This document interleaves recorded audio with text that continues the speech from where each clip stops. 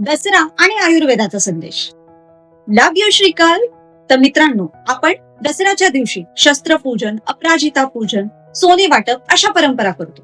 पण या सगळ्यामध्ये एक आयुर्वेदिक दृष्टिकोन लपलेला आहे. तो म्हणजे काय? शस्त्रपूजन. आयुर्वेद सांगतो, शरीर माध्यम खलू धर्म साधन. म्हणजे आरोग्य हेच सर्व कार्यांचं मूळ आहे. जसे आपण शस्त्र शुद्ध ठेवतो, तसेच शरीर आणि इंद्रियाचं शुद्धीकरण हवं. अपराजिता पूजन. अपराजिता ही फूल केवळ धार्मिक नसून औषधी गुणांनाही संपन्न आहेत. त्रिदोष शामक आहेत. मेंदू व स्मरणशक्ती वाढवते. हे आपल्या जीवनात आत्मजयी बनण्याचं प्रतीक आहे. सोनं वाटप.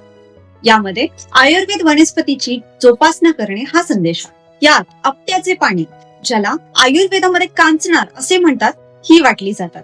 या वनस्पतीचा उपयोग म्हणजे शरीरातील अत्याधिक मेद, कफ कमी करणे, तसेच शरीरातील गाठी, थायरॉइड इत्यादी आजारांसाठी हे औषध उत्तम आहे. सोन्यापेक्षाही काही मौल्यवान असेल तर ते आपले आरोग्य आहे, आणि ते आयुर्वेदीय वनस्पतींमुळे सुरक्षित आहे. दसऱ्याचा विजय हा फक्त बाह्य शत्रूंवर नसतो, तो आपल्या शरीरातील रोग, अवगुण आणि अतिभोग यावरही असतो. आयुर्वेद सांगतो, समतोल आहार, नित्य व्यायाम आणि संयमित जीवनशैली हीच खरी विजयादशमी.